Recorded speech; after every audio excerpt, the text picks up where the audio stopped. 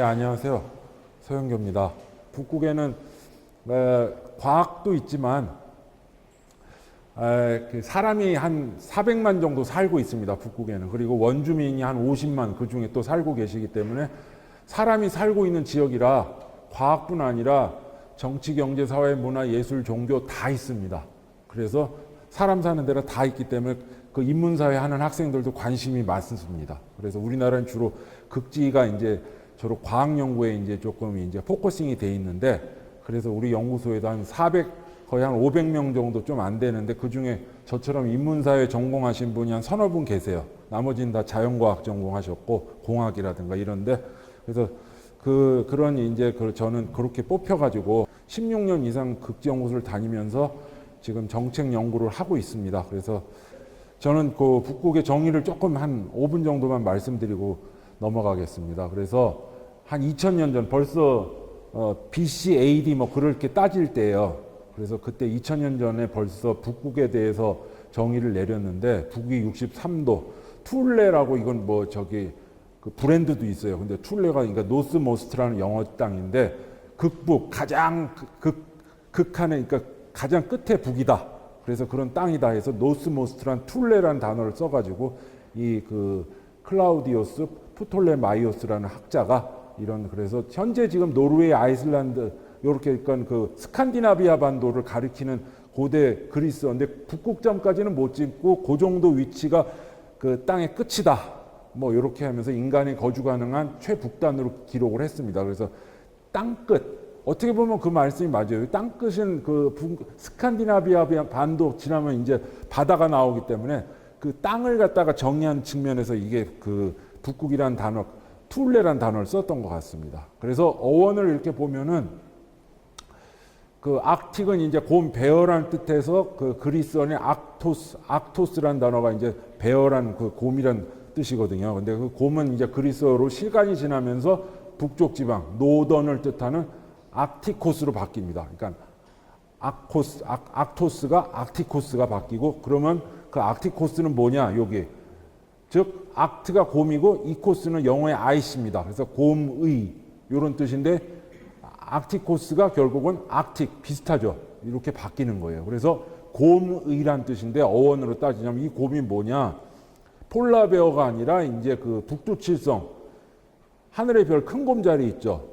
그 북두칠성, 그거를 유래로 해서 악틱이란 단어가 나왔다. 그래서 그 단어는 보시면 이제 이분이 클라우디우스 프톨레마이오스라는 그 스칸디나비아 반도를 이렇게 지칭한 툴레라는 그 지금 단어고요. 그 지역이고, 이제 여기서 보면 이제 국자 모양이 이제 그 큰 곰자리인데, 요걸 하나, 둘, 셋, 넷, 다섯, 여섯 배 하면 북극성이 나오잖아요. 이렇게 카시오페이아 이렇게 해가지고 또 요것도 여기 점을 찍어가지고 하나, 둘, 셋, 넷, 다섯, 여섯, 요 교집합 여기가 이제 북극성인데, 북극성을 갖다가 그 길을 잃었을 때 그걸 갖다가 이제 백기를 해서 이제 그 이정표로 삼았다 이겁니다. 그래서 이정표를, 그래서 백기를 인도하는 수단으로 활용해서 그 북쪽에 그 변하지 않는 점, 그걸 찾을 때 이제 큰 곰자리, 요걸 활용해서 이제 길을 찾았다 해서 그 백길이 중요했기 때문에 여기서 북극이라는 어원이 나왔습니다. 그리고 남극은 뭐냐? 엔타티카인데, 그러면 안티가 이제 그 앞에 붙는 겁니다. 안티하면 반대하는 거잖아요. 우리말에서 안티한다. 그러면 안티 아크티코스가 되는 거예요. 플러스를 여기 앞에다 붙여서 그럼 엔타티코스가 이제 되는 건데, 요걸 이제 딱 합쳐버리면은, 그러면 엔타티코스가 별로 비슷하죠. 이제 엔타티카가 되는 겁니다. 그래서 그 곰의 반대말, 곰의의 반대말. 그래서 이 그 남극도 곰의의 반대말이긴 하지만은, 그래서 남극이란 단어도 북극의 큰 곰자리, 그 별자리에서 나왔다. 이 뜻을 말씀드리기 위해서 요걸 어원을 썼습니다. 그래서 남극이란 단어도 북극에서 파생돼서 나왔고, 그 파생된 언어는 큰 곰자리, 북두칠성이다. 그래서 여기 지금 사진도 있고요. 요거는 제가 작년에도 한번 보여드렸었는데, 요 표시는 곰이 출몰했었던 곳이다. 그래서 요 표시가 나오면 빨리 저기 자기가 살던 저기 그 호텔이든 뭘로 저기 바로 가야 됩니다. 여기에서 이 근처에서 이렇게 뭐 배회하거나 그러지 마세요라는 그런 뜻입니다. 요 북극에서 혹시 가시면은 북극 지역을 가시면 요 표시를 보시면 얼른 집으로 가시거나 호텔로 가시기 바랍니다. 자, 계속 넘어가겠습니다. 그래서 이제 정의를 조금 이제 요것도 한 5분만 보시겠는데 이제 천문학적 정의가 있고 그다음 기후지리적 정의가 있고 그다음 지형생태학적 정의가 있습니다. 그러면 이제 먼저 여기 천문학적 정의, 아까 그 앞에서 선생님이 말씀해 주셨는데 66.33도 그거가 어떻게 나왔느냐면 이게 요 위도부터 아까 말씀하신 백야 그게 나타납니다. 그래서 천문학적으로 66.33도부터 북위 90도 이렇게 위에 꼭지점까지가 백야가 나타나는데 위도 90도까지.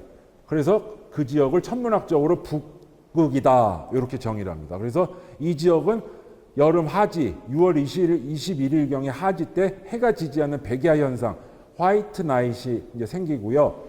겨울철에는 해가 뜨지 않는 극야 폴라 나잇이 나타납니다. 제가 이걸 다 경험을 했어요. 그래서 이게 그 66.33도 이렇게 그 기울어져 있는데 우리 그게 왜 이렇게 생기느냐? 햇볕이 이렇게 여기 노란색으로 이렇게 옵니다. 그럼 지구가 이제 그 자전축으로 23.5도 기울어져 있기 때문에 여기 66.5도인데 사실은 66.33도라고 이해를 하시면 될 것 같습니다. 요 위도는요. 여기 23.5도니까 이렇게 23.5도가 기울어 있으니까 요 나머지는 66.5도인데 요 팽이축을 한번 돌려보세요. 한번 돌려보시면은 이 햇빛이 이렇게 와도 여기 요 위에 쪽은 계속 해가 뜨죠. 요 절반은 항상 밤이고 요 절반은 항상 낮인데 요 축을 중심으로 내가 손을 이렇게 한번 팽이를 돌렸다고 생각해 보세요. 그래서 여기는 항상 백야가 나타날 수밖에 없어요. 이런 상황에서 햇빛이 이렇게 해가 이쪽에서 이렇게 노란색으로 이렇게 오거든요. 그리고 근데 반대로 이제 하지 때는 보면은 여기 그 남반구의 그 남이 66.33도부터 남이 90도까지는 팽이를 돌려도 여긴 검은 현상을 벗어날 수가 없는 거죠. 그래서 여기는 극야 현상이 반대로 나타나게 되는 겁니다. 지구가 23.5도 어떻게 보면 그 66.33도의 그 반대 그 90도에서 뺀 그 숫자만큼 기울어져 있기 때문에 나타나는 현상이라고 보실 수가 있습니다. 그래서 요 점이 66.33도 요 점이거든요.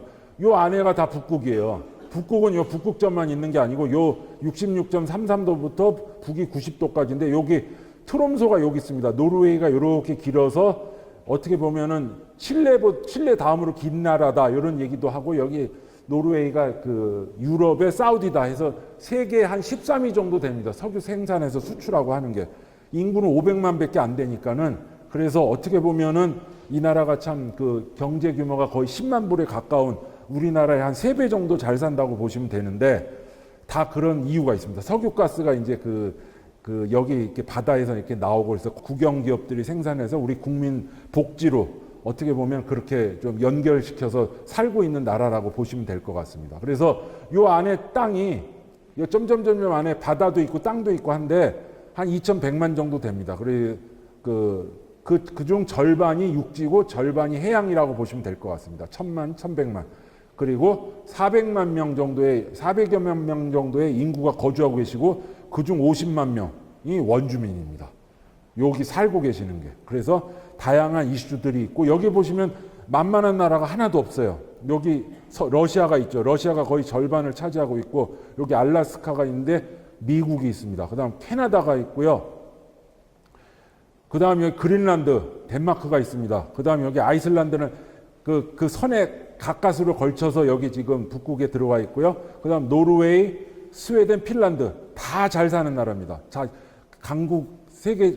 강국이 이제 이렇게 여기 버티고 있는 그런 형국이고요. 그래서 여기도 거버넌스 지금 그 연나라끼리 그 환경이라든가 이런 걸 협력을 하다가 요즘에 러시아 우크라이나 사태로 여기도 좀 그게 금이 갔습니다.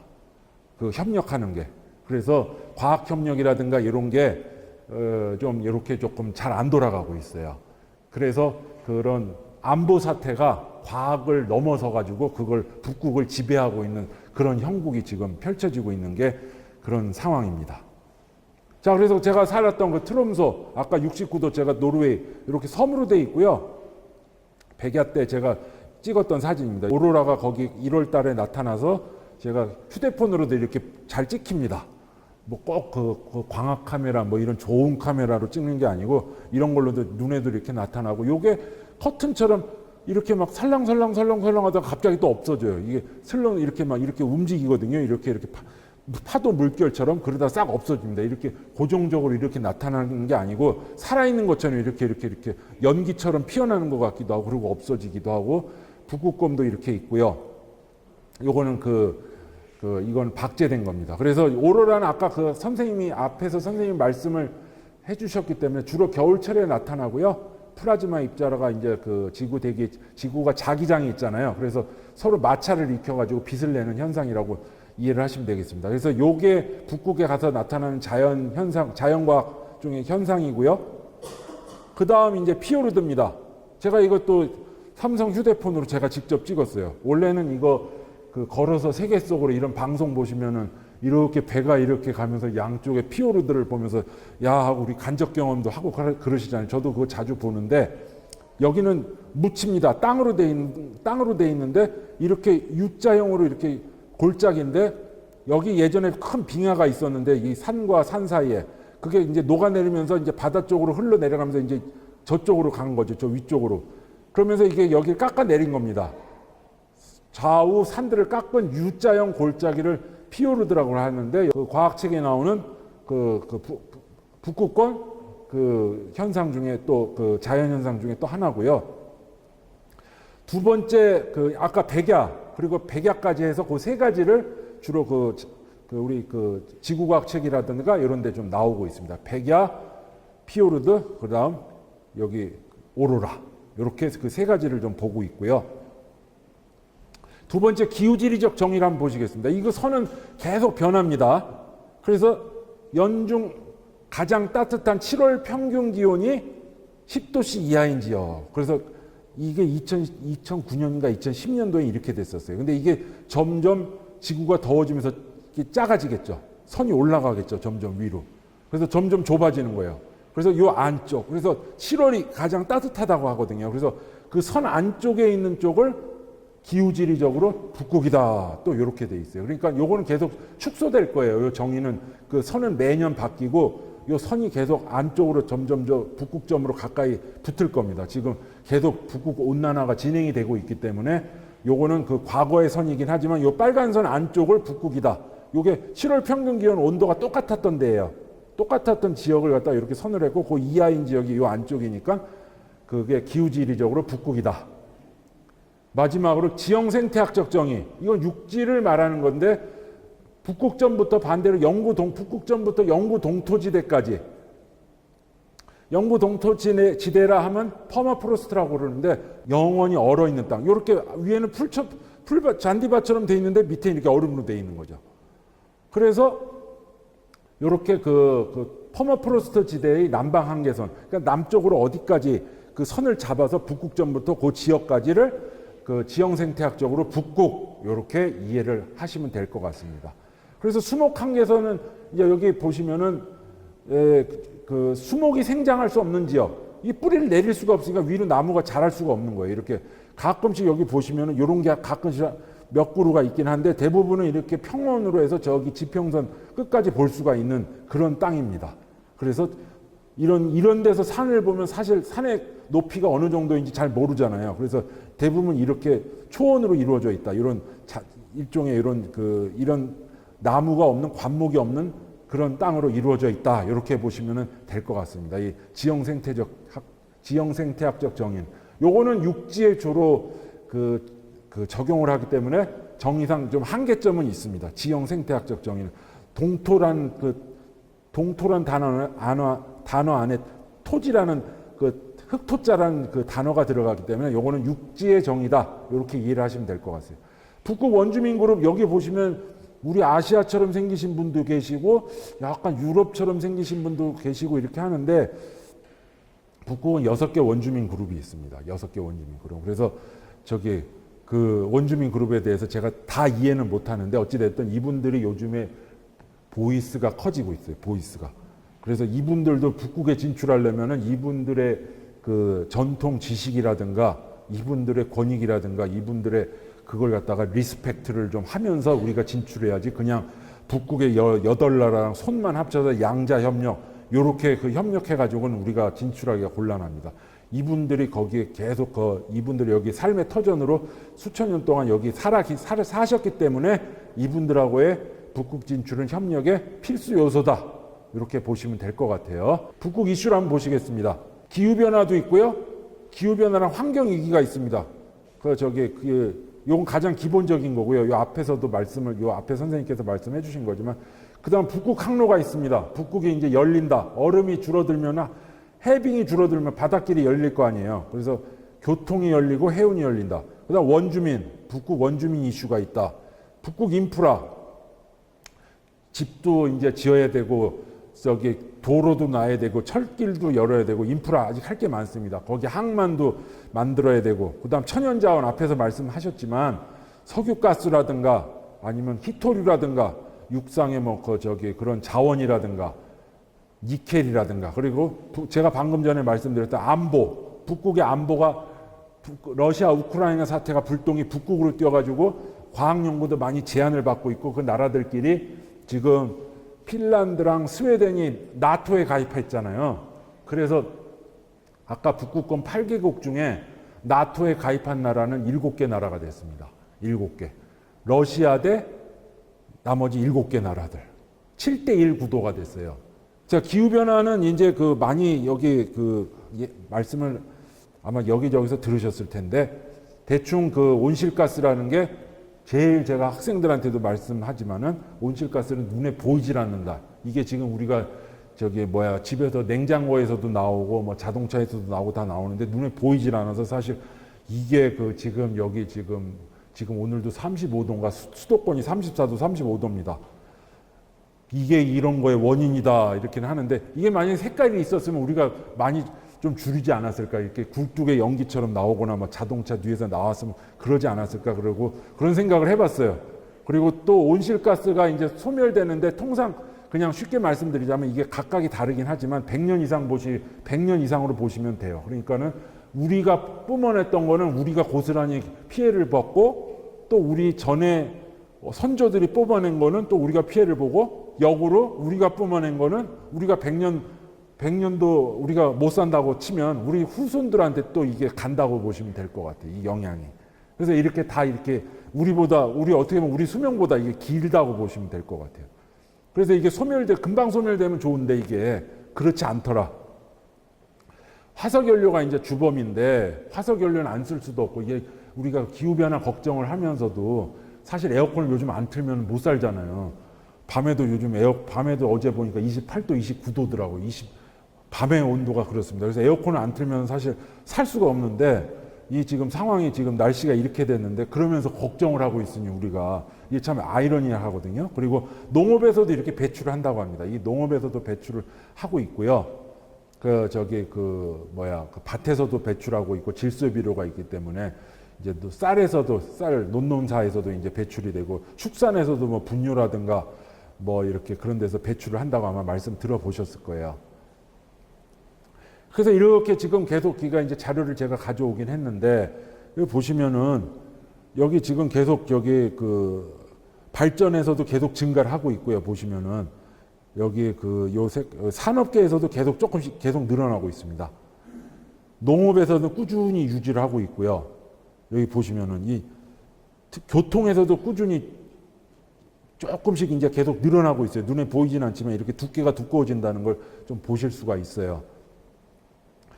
그리고 배출량 순위를 보시면 이게 지금 중국, 미국, 인도, EU는 요즘에 이 27개 나라, 영국이 브렉시트에서 탈퇴한 이후에 27개 나라가 묶여가지고 이렇게 나오는데, 순서가 중국, 미국, 인도, EU, 러시아, 브라질 순입니다. 그래서 대충 요 앞에 40, 요 인도, EU까지 하면 50%가 넘어가요. 서너 개 하면서. 나머지 그 나라가 절반을 배출하고 있고, 요 앞에서 50%가 넘어가는 구도로 지금 배출 구도가 형성이 되고 있다. 근데 지금 우리나라 인구는 이제 정체에서 뭐 줄어든다고 지금 걱정들 많이 하는데, 세계 인구는 지금 80억, 해서 지금 100억을 향해 간다고 지금 그러는데 앞으로 인도가 중요할 것 같습니다. 인도가 지금 산업 부흥이 일어나면은 이게 또 더 늘어날 것 같아요. 그래서 앞으로 인도가 인구가 늘고 지금 중국도 지금 인도가 약간 정체되고 이렇게 그런다고 하긴 하는데 인도의 인구는 계속 지금 는다고 합니다. 그래서 앞으로 인도의 산업 부흥이라든가 이런 걸 뉴스에서 자세히 보셔야 될 거예요. 그래서 그게 갑자기 그러냐면 이게 온실가스가 또 이제 거기서 막 제2의 생산 기지가 된다거나 중국에 이어서 이제 앞으로 그 산업 부흥이 일어났을 때 그런 온실가스에도 그런 또 순서가 변동이 있지 않을까. 여기 보시면은 지금 중국은 이렇게 해서 올라가는 지금 형성이고요. 미국 두 번째 미국 이거 보시면 미국은 좀 줄어들고 있습니다. 이게 지금 그리고 EU인데 EU도 줄어들고 있어요. 이 줄어드는 데도 있어요. 그다음 이제 인도가 요건데 요 노란색인데 이게 살짝 해서 올라가고 있어요. 지금 그런 현상입니다. 요게 갑자기 올라가다 이렇게 올라갈 그럴 수도 있거든요. 그래서 요걸 잘 보셔야 된다. 요걸 갖다가 제가 말씀드리려고 합니다. EU라든가 미국은 지금 줄이고 있는 상황입니다. 총 배출량에서요. 그럼 1.5도다. 제가 작년에도 말씀드렸는데 지금 기후변화 1.5도, 2도 얘기하잖아요. 그게 무슨 얘기냐? 자세히 우리 학생들한테도 물어보면 잘 몰라요. 1.5도가 여기 실내 온도를 1.5도 거기에서 35도인데 지금 36.5도로 올라가는 게 1.5도냐? 평균 지금 그 1.5도 올라가는 게 큰일 날 일이냐 도대체 지구에서. 그게 아니라 이게 평균 온도인데요. 여기 1850년 산업혁명 이전에 요 세계 지구 평균 표면 온도다. 이렇게 이해를 하시면 될 거예요. 1.5도를 줄여야 된다. 그런 그 얘기는 우리 대기 온도가 우리 실내 온도를 1.5도 낮춰야 된다. 이게 아니고 지구 표면 온도 이렇게 온도계를 꼽아서 이렇게 다 재봤을 때 그거가 그래 그 1.5도를 낮춰야 된다. 그 말씀을 드리는 거예요. 그래서 이게 지금 2도고요. 이게 1.5도 선이에요. 그래서 막 이게 지금 2023년 보면은 이게 지금 막 선을 막 쭉쭉쭉쭉 1월부터 해서 12월까지 해서 쭉쭉쭉 해서 이렇게 여기까지 갔을 텐데 1.5도 밑으로 이렇게 다행히 아마 이렇게 나왔을 거예요. 선으로. 근데 이게 2028년 최근 뉴스 보니까 2030년이라고 그랬다가 또 2028년으로 수정했어요. 그때 되면 1.5도 점점 점선에 도달할 거다라는 거예요. 이게 점점 이렇게 도달하면 무슨 일이 일어나느냐? 지구의 그 기상 재난 이런 게 잦아지고 태풍도 더 커지고 뭐 이런 그런 그 현상이 나타날 거다. 그리고 지구도 더 지금 온도도 더 올라가고 우리 지금 뭐 34도, 35도인데 더 올라가고 뭐 이런 현상이 나타날 거라는 거예요. 근데 요게 2도까지 올라가면 난리가 난다. 이제 그 얘기고요. 그래서 1.5도, 2도가 바로 여기서 나왔고, 근데 북극 온난화, 북극의 땅은 4배가 빠르다고 합니다. 그럼 1.5도면 곱하기 4 하면 몇 도예요? 6도죠. 북극은 6도가 지금 올라가고 있어요. 평균 북극의 온도를 꼽아봤더니 6도가 올라가면 그 땅이 어떻게 되겠어요? 얼었던 땅이 흐물흐물 녹아버리는 거예요. 그 얼음이 내려오고 그 얼었던 동토층이 막 흐물흐물해져가지고 녹고, 그래서 북극은 더 피해에 약하다. 그 지구 온난화 기후 변화 그거에 취약하다. 이렇게 보시면 될 거예요. 여기 4배라고 하거든요. 보통 4배 정도 된다. 그 지구 평균 그 피해의 4배 정도 된다. 이렇게 보시면 될 거예요. 그래서 해빙이 계속 줄어들고 있다. 아까 말씀하신. 그래서 해빙이 줄어들면 아까 말씀드린 대로 이거 바닷길이 열려요. 지금 저쪽 어디야? 수에즈 운하 쪽으로 다니는데 거기가 지금 이란 사태라든가 그 해적이라든가 이런 것 때문에 거기가 배를 못 다니고 지금 그 남아프리카 공화국의 희망봉으로 해서 이렇게 다닌다고 합니다. 그러면 그 물류값이 어떻게 되겠어요? 그 하나의 일을 받던 걸 1.5, 2를 받아야 될 거라고요. 이렇게 기름도 그 시간도 많이 걸리고 기름도 더 쓰니까 그 해운배가요. 그 선박이. 근데 글로 이렇게 가느니 북극으로도 이렇게 갈 수 있는 거 아니냐. 이런 게 요즘 그 보고 있는 게 현실입니다. 이게 지금 동토층이에요. 이게 지금 90% 이상 땅이 얼어 있는 걸 갖다가 이제 이거는 이 점점 선은 여기인데 이게 66.33도인데 그거보다 더 넓게 있는 게 동토층입니다. 여기가 녹아버리면 어떻게 되느냐? 이게 큰일이다. 이 말씀이에요. 여기가 녹아버리면 이제 거기에 살던 그분들 인프라도 땅의 기반이 지금 흔들리고 집이 이렇게 막 옆으로 쓰러지려고 하고 땅이 그 철길도 이렇게 그 스테이블하지가 못하고 이제 그런 현상이 이제 나타나겠죠. 그 여기서 술록 목축을 하던 그런 분들도 좀 힘들어지고 이제 그런 현상이 나타날 겁니다. 이게 지금 무슨 현상이냐? 제가 좀 여기 그 점점 더워지면서 어떤 현상이 일어났느냐? 이게 지금 보시면 북극여우예요. 북극여우인데 이게 털이 지금 여기 빠져 있습니다. 몸에. 왜 빠졌느냐? 이게 7, 80년대 머리 이 있잖아요. 이 옛날에. 그 이가 여기에 옮겨 붙은 거예요. 이게 전염이 됐어. 그래서 지금 여기서 흡혈을 하고 있는 겁니다. 몸에. 그래서 흡혈을 하고 있으니까는 털이 빠지는 거예요.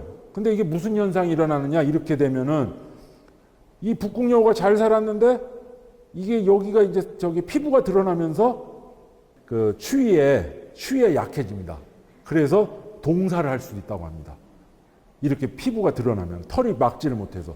그리고 이건 뭐예요? 우리 유행성 여기 그 SFTS 그 이렇게 여름에 저 좀 가끔씩 이렇게 저기 밭에 풀 이렇게 하러 나가가지고 요게 얘네가 이렇게 얘네한테 물리면 약이 없잖아요.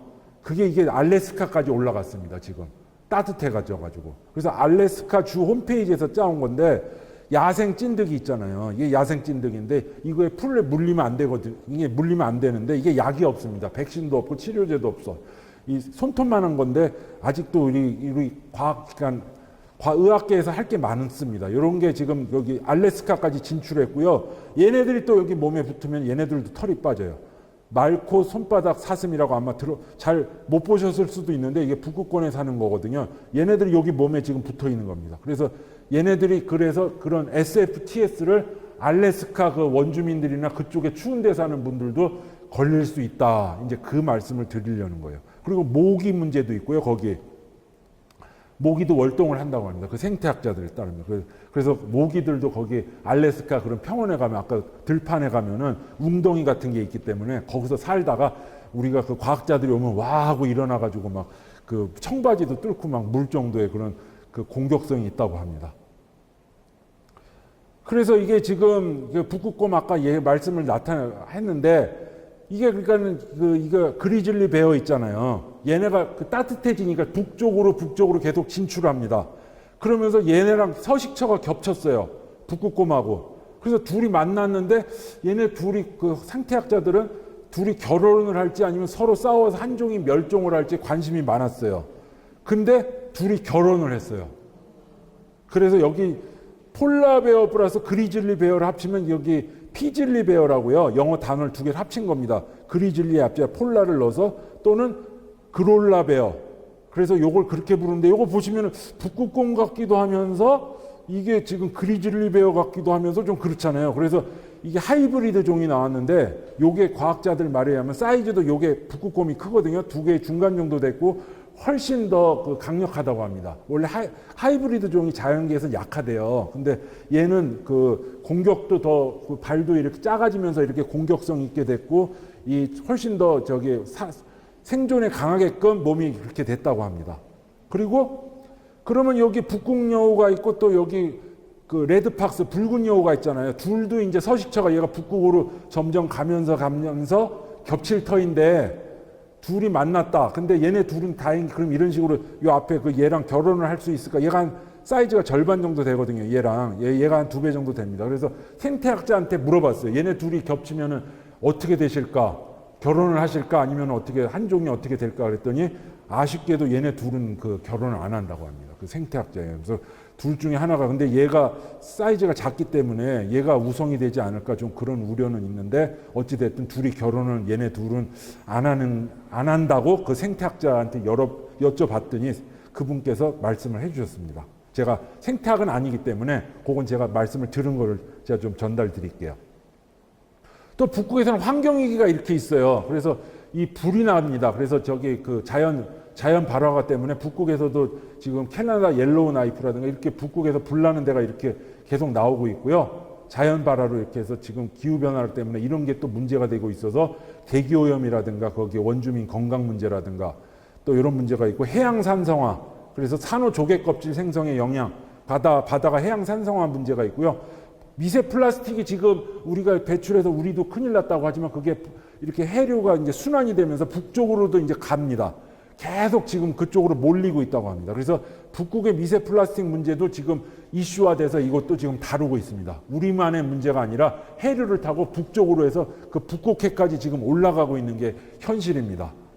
그리고 여기에 보시면 우리 그 동해에서 잘 잡던 명태에서 우리가 생태라든가 동태를 값싸게 먹었는데 걔네가 바닷물이 뜨거워지면서 이렇게 러시아 쪽으로 올라가서 우리가 러시아에서 수입을 하는 지금 상황이 발생하고 있잖아요. 근데 여기도 마찬가지예요.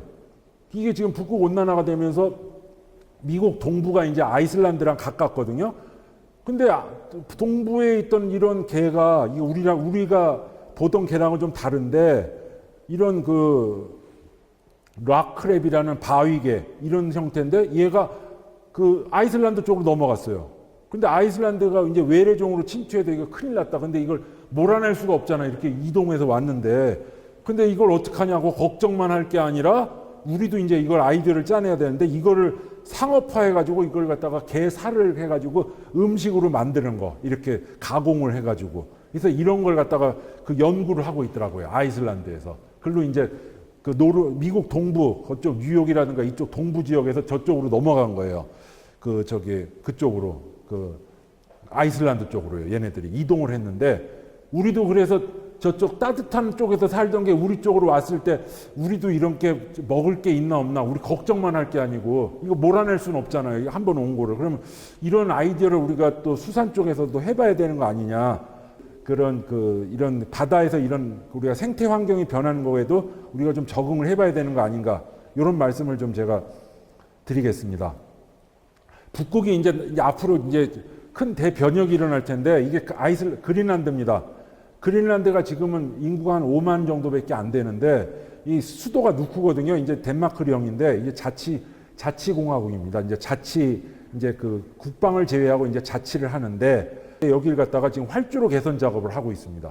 그 활주로가 올해 말부터 이게 완공이 됩니다. 그러면 관광객들하고 그 상업 경제 이런 게 쏟아져 들어갈 거예요. 그 아이슬란드에. 지금 아이슬란드도 많이 이제 이 동토가 녹고 있어서 땅이 많이 드러나고 있거든요. 그래서 여기 지금 경제 활성화를 꾀하고자 그린란드가 많이 노력을 하고 있는데 그 활주로가 이렇게 길어지면 뭐가 되느냐?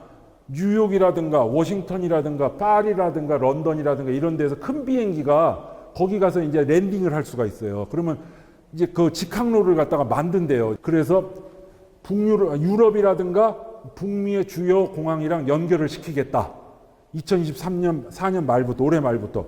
그래서 우리나라도 이런 데 좀 기회를 좀 엿봐야 되는 거 아니냐. 과학 연구만 할 게 아니라 이런 경제 활동에도 좀 참여를 하고 이제 앞으로 쏟아져 들어가 그러면 여기에 무슨 앞으로 경제 여러 가지 뭐 관광이라든가 무슨 여러 가지 그 음식점이라든가 무슨 여러 가지가 뭐가 이렇게 같이 여기 생길 겁니다. 분명히. 앞으로 여기가 많이 바뀔 거예요. 그래서 그린란드를 많이 경제 쪽이라든가 산업 쪽에서 주목해 봐야 되지 않을까 이 말씀을 좀 드리고요.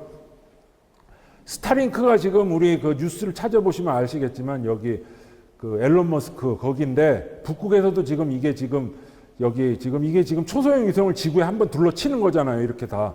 그래서 이게 지금 우리나라 이동통신 3사가 다 계약을 했어요. 이 스타링크랑 계약을 해가지고 앞으로 이제 이 스타링크도 우리나라에 서비스가 오래된다고 하는데 이게 뭐냐면 스타링크 미니예요. 그래서 여러분들 여기 영화 그런 거 보셨죠? 기억 한두 번은 나실 거예요. 갑자기 그 무서운 영화 보면은 갑자기 휴대폰이 안 되고 무슨 뭐가 전화가 끊어지고 하면서 공포스러운 장면으로 쓱 넘어가잖아요. 예외 없이. 근데 그 이제 스타링크 미니라는 게 이제 나오면은 이게 미니 위성 안테나예요. 조그만 거예요. 요만한 걸 이제 가방에 들고 다니면 그럴 일이 절대 없어. 왜냐면 이 초소형 위성이랑 요게 지금 하얀 거가 그거거든요. 이게 연결해서 요걸 가방에 넣으면은 내 노트북이라든가 휴대폰이 내 가방 안에 안테나가 있기 때문에 등산을 하든 뭘 하든 그런 무서운 영화가 만들어질 수가 없는 거예요. 그래서 그거는 이제 더 이상 없던 얘기가 되지 않을까. 그래서 지금 스타링크 미니 요 안테나를 지금 팔고 있습니다.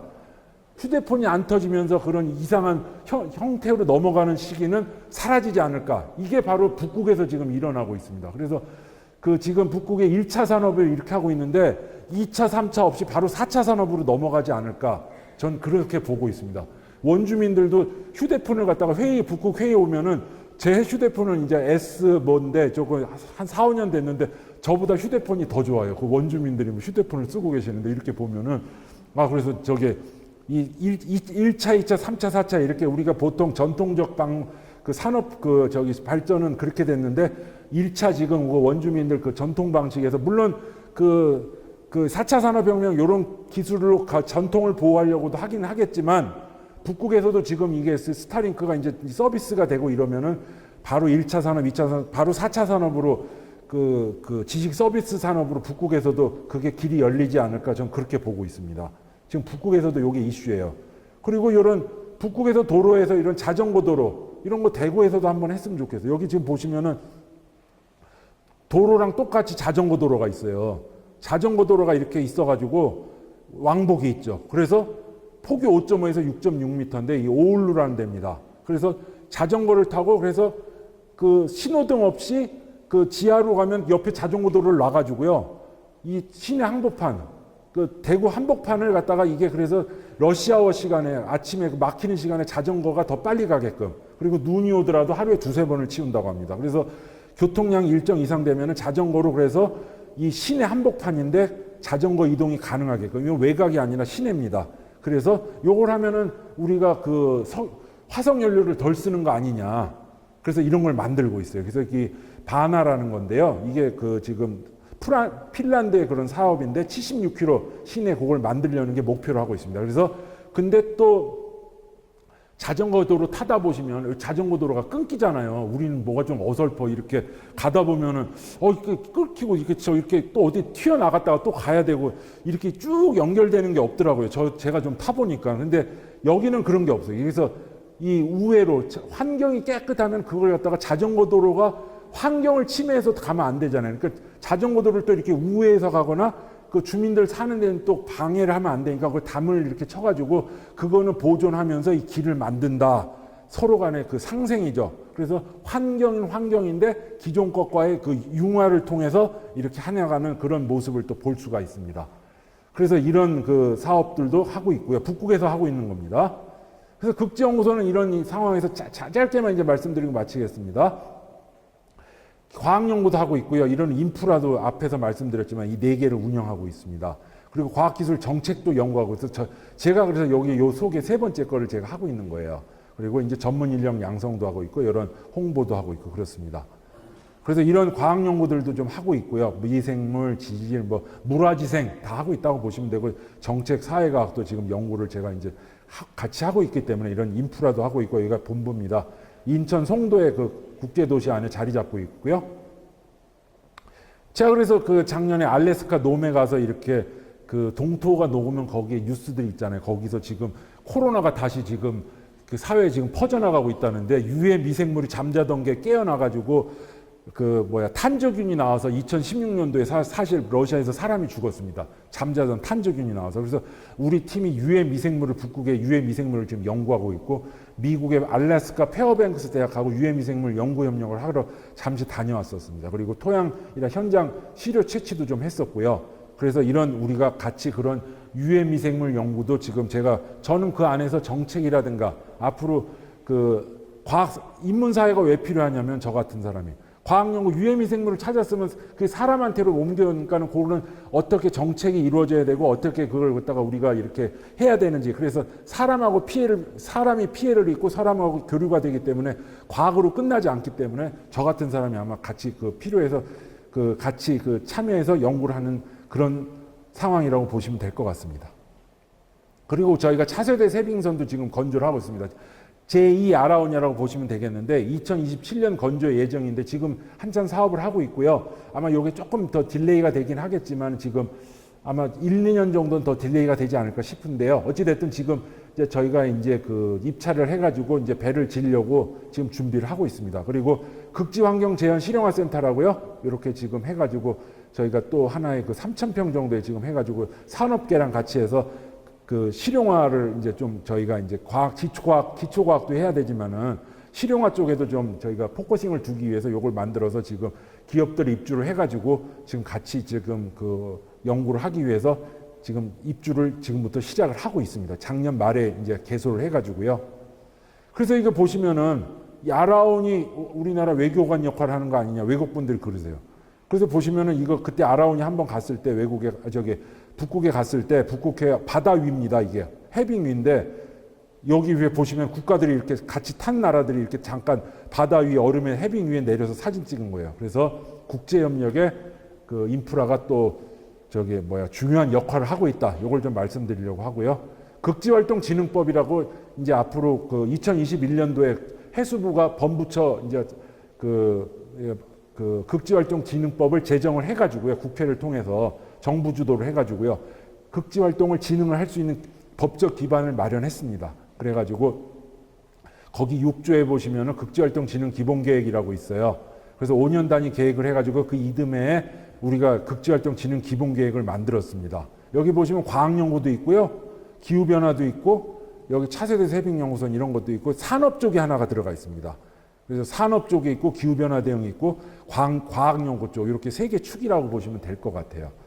그리고 이제 프론티어 과제 중에 하나가 이제 저희가 이제 과학연구도 있고 뭐 이런 빙조가 이제 남극의 그 얼음 밑에 그 비밀스러운 그 호수 그걸 갖다가 저희가 또 이제 시추를 해가지고 그 밑엔 뭐가 살고 있을지 뭐 이런 것도 이제 그 안에 들어가 있는데 프론티어 과제라는 게 그 우선순위 과제예요. 여기 안에 보시면 이제 우리가 새신환경 세빙 컨테이너선 건조.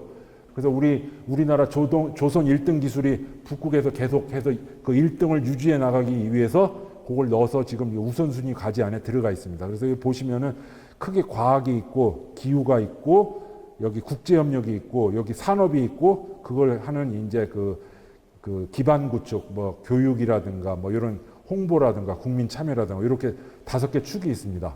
그래서 이게 우선순위 과제고요. 결론에서 마치겠습니다. 6시가 다 돼서요. 기후변화로 인해서 이제 북극의 이제 변화가 이제 더욱 심각하게 부각이 될 거고요. 한편으로는 적응이나 대응이나 필요할 겁니다. 이제 인류의 위기와 이제 심각성이 계속 부과가 되고 이제 2028년이 아니라 1.5도가 더 땡겨지고 북극의 원주민도 있고요. 요즘 키워드가 그렇습니다. 미래 세대, 앞으로 미래 세대, 우리도 마찬가지로 미래 세대를 보고 있는데 북극에서도 미래 세대가 키워드고요. 융복합 협력, 아까 그 유해미생물처럼 자연과학부라서 인문사회까지 해서 융복합 협력이 학문간 앞으로 점점 더 중요해지고 있습니다. 그래서 국제협력 기반으로 해서 북극은 우리가 아까 그 8개국도 있긴 하지만 그래서 다양한 분야에서 이제 꼭 길이 열릴 것으로 이제 저는 기대를 하고 있고요. 그래서 산업뿐 아니라 아까 보셨듯이 과학, 그런 또 인문사회 이런 쪽으로 아까 그린란드라든가 이런 쪽에서 여러 가지 길이 있으니까 시야를 좀 넓게 가지고 북극을 봐야 되는 거 아닌가 여기를 그런 말씀을 드리면서 오늘 강의를 마치도록 하겠습니다. 감사합니다.